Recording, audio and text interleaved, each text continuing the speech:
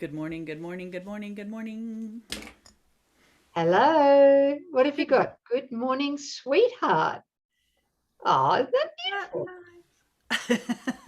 Our family's in your cup. Yes, a sister sent me that. I thought that was very sweet. Yes. Lovely. Yeah. So good morning, everybody. Good morning, sweetheart. Today is lesson 326, and I've got the pleasure of reading this one. It's entitled, I Am Forever an Effect of God. That's a fact. I am forever an effect of God. So again, I'm going to use that word, uninterrupted. Yeah. Uninterrupted effect of God. And that is what we are. Yeah. The only thing is, are we aware of it continually and consistently? Right. Do we have any defenses up between our awareness and that fact? Okay. Just a smidgen. One or two, maybe three. All right. Let's join because this is so beautiful. Let's just take a minute in the quiet.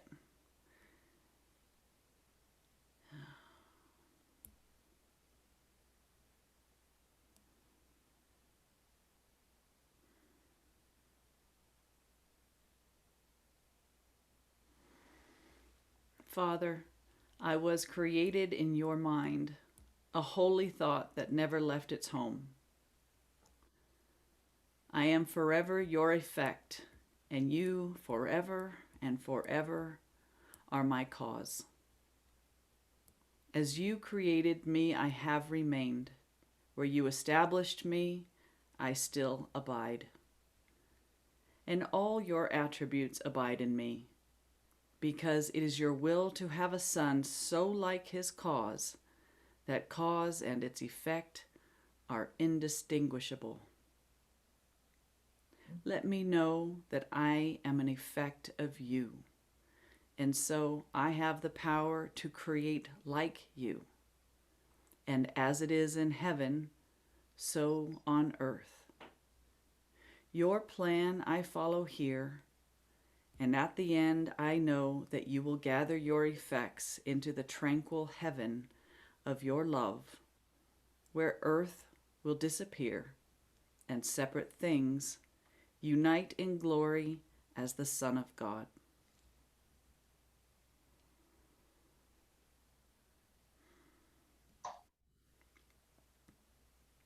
Let us today behold earth disappear, at first transformed and then forgiven, fade entirely into God's holy will. I am forever an effect of God.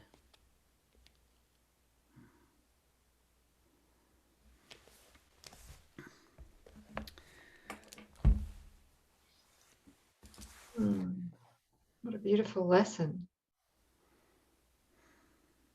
It is. It is. And I love that the cause and effect, that God's will to have a son so like unto himself, that God and son, or cause and effect, are literally indistinguishable. Mm. And that was Jesus saying, I and the Father are one. But you know, God is first, cause, Son is second, effect, yet one in being. And I love the way that I've heard it been stated or described, that man is not God, but God is all there is to man. So God is our substance, God is our life, God is our expression, God is our love, God is all there is to us. And we share his power, his glory, his movement, his intelligence, his wisdom. Do you guys remember the what is creation lesson? And I was sort of awestruck and how power packed it was about the absolute and what it's pointing us to. Well, I pulled them out, and would it be okay if I just read it really quick for them, just so we can join in this? Um, in that it said, "Together we are creation." So all the separate parts, if we were to unify in the recognition that we are one, we are creation. We, the sons of God. And so, in response to what is that, or what am I? It's the sum of God, the sum of all God's thoughts, spiritual, infinite in number, omnipresent, limitless, divine love, or a perfect love, changeless, eternal, omnipotent, or possessing all power. We are God's extension. We are co-creator with mind, so we're mind. We are God's will. We are the truth. We are already complete and whole. We are one, safe, perfect, innocent, and certain. Did you mention holographic? I love your description of that too. Yes, sorry, and holographic. And I put a note, every part contains the whole, and the whole contains every part. Oh, I love that. Yeah. There's so much peace when I feel into that. Thank you. Yeah. Yeah. Thank you. And that's non-duality, real non-duality, pure non-duality. Yes. Right. That's it. Because I think that there's a lot of misunderstanding with non-duality teachings. They don't take into consideration God's holographic thinking or creation, right? Yes. Where Jesus says in the text very clearly in a number of times that God actually has many sons, not just one, but many. But the ego cannot comprehend that, and it calls that duality, right? Right. But what you're saying here, sis, is that the nature of the many sons is one, because they share just one mind with a capital M. Yes. And one will. Right. But if you think of God as being complete total wisdom and a perfect love that longs to know itself, to share, to extend, to create, that's the very nature of what God is. It's this creative, loving current or presence or intelligence. And to know itself, right? God created its son, which is in, countless, infinite, individuated expressions. So all of the things that God is, each one of us is a beautiful, unique culmination or design of those qualities, where you and I and him and her, and in truth, we're like a facet of that one, and we're uniquely expressing God. So God is aware of this expression and that expression. I can't imagine an infinite, all-powerful, all-intelligent presence being funneled through or expressed through one individual expression. It would require an infinite number of means or ways to express itself. How can God be limited? Yeah, it's impossible. It's you just feel it. You can't. And that's from this mind. This is from this side of the veil with a very limited understanding of God. Even it doesn't even make sense from this vantage point that God would try to be or could be limited in any way. That's true. And sis, can we just to clarify here, because it took me a good couple of decades before I was open to understanding this. First thing here is that God created us, yes, but we didn't create him. That's why he's first and we're second. That's it. That's the only difference. That's the only difference. But he gave us everything he has. Yes, that's the holographic nature. So all of God is included in every single one of God's expressions, although we express that uniquely. Yes.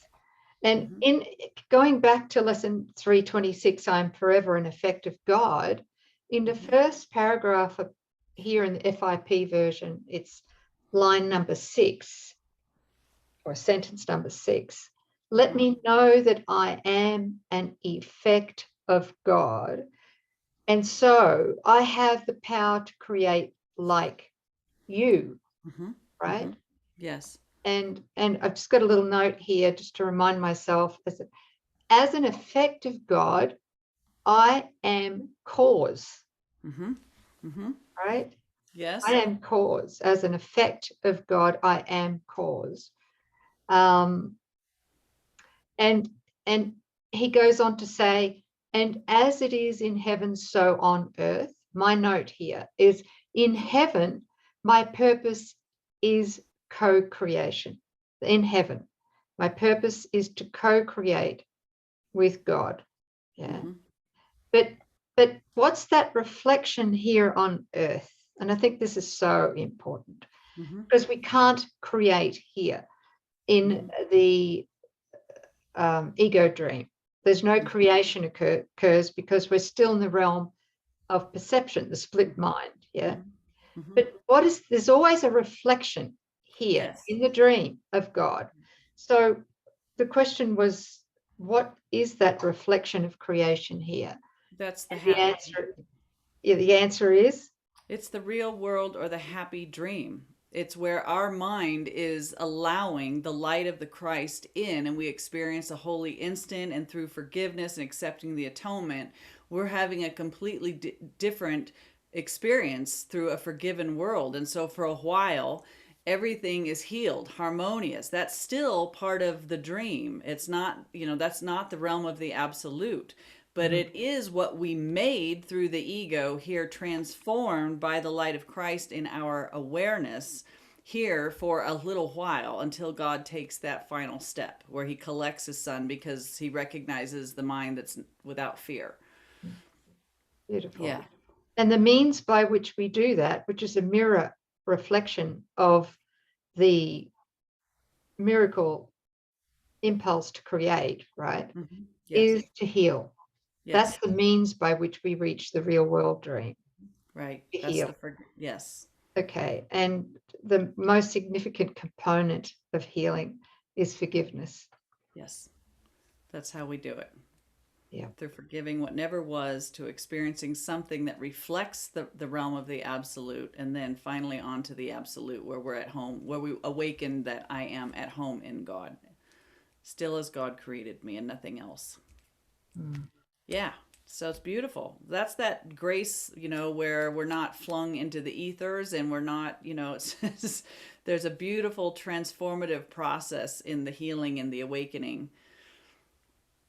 And for a while, it's that happy dream. Isn't that sweet? I'm so grateful for that. That's why there's no sacrifice, no sense of sacrifice in awakening. We give up nothing in return for everything. Yep. That's when we realize that we actually have everything and always did. Yes. Because we are everything. Yep. Thank you. Okay, I hope that was helpful to anybody that still was on the fence or wobbly around that. And if there's any questions or still some confusion, please put it down in the notes and we will get to you, I promise. Thanks for joining. Thanks, sis. Yes, is there anything we wanted to add to this to bolster it, or we're good? Well, I think we're good. Okay. Yeah. All right. Thanks, everybody. We'll see you next time. You. Bye. Bye.